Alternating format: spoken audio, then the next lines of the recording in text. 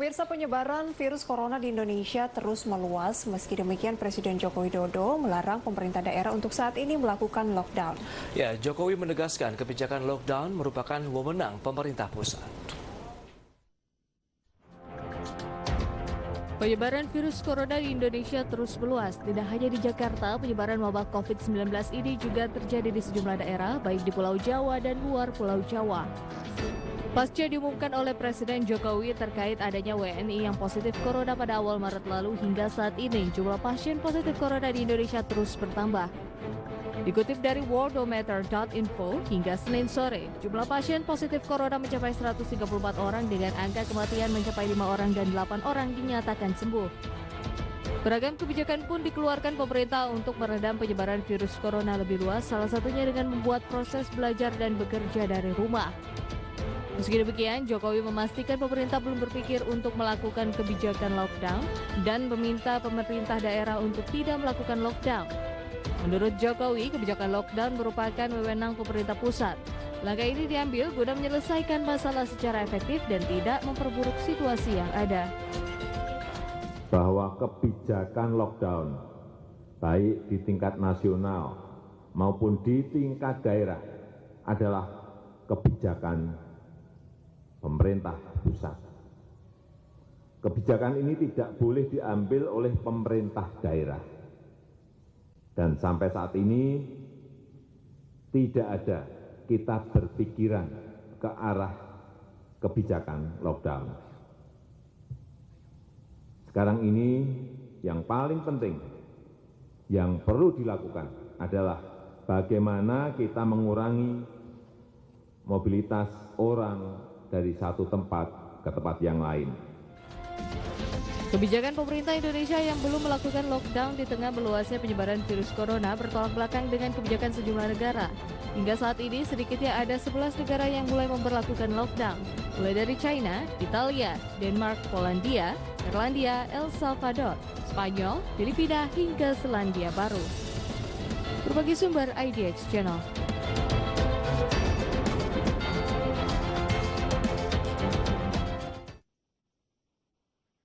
Ya, pemirsa, untuk membahas terkait dengan perlunya lockdown di Indonesia, kita sudah tersambung melalui telepon bersama dengan Bapak Bima Yudhistira, ekonom Indef. Selamat sore. Selamat sore. Mas Bima. Selamat sore. Iya, ini dari rumah atau dari kantor nih? Dari rumah nih, kerja di rumah kita. Wah, work from home sudah diberlakukan sejak kapan? Iya, jadi sejak ada pengumuman pasien pertama ya, kita coba untuk melakukan untuk kerja di rumah. Oke, mengisolasi diri lah paling tidak ya Mas Bima ya. Nah, Iya, betul. terkait keputusan pemerintah yang belum memberlakukan kebijakan lockdown di tengah langkah sejumlah negara yang telah memberlakukannya, termasuk Malaysia juga negara tetangga ini, Anda melihat kebijakan tersebut apakah memang saat ini sudah tepat dari sisi Anda sebagai ekonom? Ya, lockdown ini definisinya sebenarnya cukup luas. Jadi kalau yang dimaksud adalah warga negara asing tidak bisa masuk ya, keluar masuk seperti di Malaysia itu juga lockdown. Betul. Kemudian ada juga yang model seperti di Wuhan, di mana benar-benar antara daerah Cina sendiri tidak boleh keluar masuk. Nah, kalau dalam konteks Indonesia ini kan yang memuat adalah statement dari Gubernur DKI Jakarta ya, bahwa ada wacana Jakartanya yang akan di lockdown. Oke. Jadi dalam kondisi seperti ini ya dampaknya justru lebih negatif gitu ke perekonomian, karena kita lihat sendiri Jakarta tidak bisa hidup sendiri ya, dari segi pangan masih disuplai dari luar. Oke. Kemudian juga peredaran uang di Jakarta, bursa efeknya di Jakarta. Baik. Jadi dampaknya signifikan sekali kalau sampai Jakarta di lockdown. Baik, apakah memang kalau kita bicara mengenai lockdown yang terjadi di Jakarta seperti Anda katakan begitu, apakah ini mengindikasikan juga bahwa Indonesia juga akan mengalami hal yang sama? Karena Indonesia, Jakarta itu khususnya adalah memang salah satu juga perwakilan dari Indonesia secara keseluruhan. Ya, kita melihat banyak cara lain selain dari lockdown ya, seperti yang ditunjukkan oleh Singapura, kemudian Jepang dan Korea Selatan. Mereka bisa mengatasi setidaknya untuk sementara jumlah korban barunya tidak bertambah. Itu dengan cara melakukan social distancing, kemudian juga melakukan clustering, ada juga kemudian tracing kontak ya.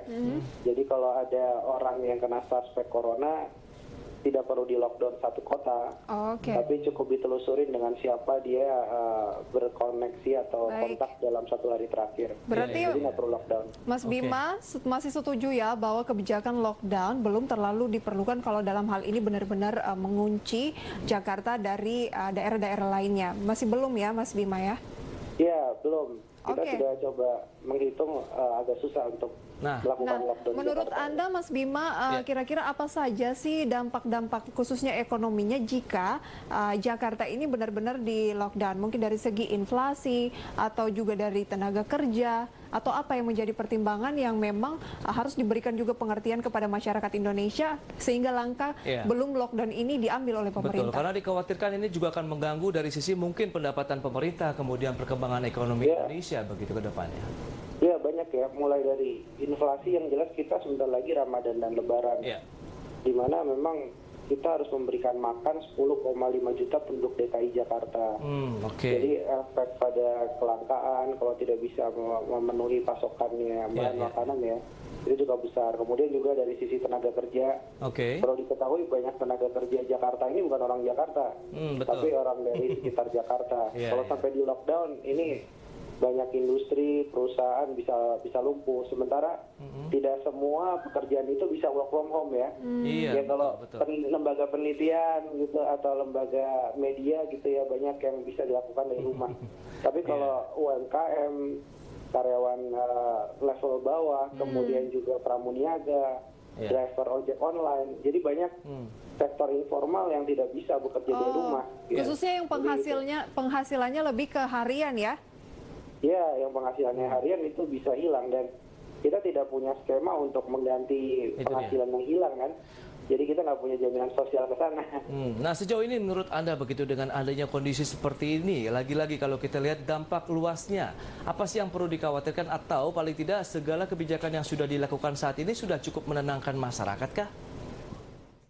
Iya, kalau kita melihat dari kebijakan-kebijakan yang ada sekarang memang ada beberapa yang harus direvisi atau diberikan masukan ya. Apa saja? Misalkan terkait dengan PPh 21. Baik. Ini sebaiknya tidak hanya di sektor manufaktur, karena banyak sektor lain yang terdampak. Jadi kalau bisa pariwisata juga dapat PPh 21, kemudian perdagangan dan lain-lain.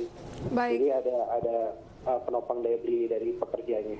Nah, kemarin Presiden Jokowi meminta implementasi kartu prakerja dipercepat. Apakah kebijakan ini menurut Anda segitu penting dikeluarkan di tengah kondisi saat ini? Seberapa efektif? Ya, ini kan kalau bicara pasar tenaga kerja, kita bicara sisi supply dan demand. Nah, permasalahannya pemerintah kan memperbaiki dari sisi supply-nya.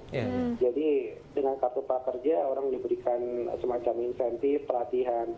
Tapi bagaimana dengan pasar tenaga kerjanya dari sisi demand atau permintaannya dalam kondisi sekarang, apakah industri manufaktur siap menampung, sektor startup siap menampung, jasa-jasa lainnya siap menampung. Jadi pemerintah juga punya tanggung jawab untuk menstimulus penciptaan lapangan kerjanya. Itu yang lebih penting. Tapi dari sisi ekonominya, apakah Indef sudah juga melakukan penelitian begitu dampaknya ke depan ini akan kemana terhadap ekonomi Indonesia begitu dengan jumlah juga kita tahu warga yang terinfeksi virus ini juga bertambah meskipun juga ada beberapa lainnya sudah dinyatakan sembuh. Ya, yang jelas kita berpatokan dengan Donald Trump itu baru saja mengumumkan kemarin bahwa akan terjadi resesi di Amerika Serikat gitu ya. Kalau tidak salah paling lambat bulan Agustus. Jadi dengan kondisi begitu, kondisi kita bisa lebih buruk dari tahun 2008 ya, di mana pertumbuhan ekonominya lebih rendah dari 4,5% untuk 2020. Tapi menurut Anda apakah itu masih bisa dicegah untuk saat ini mengingat Agustus kan masih cukup jauh?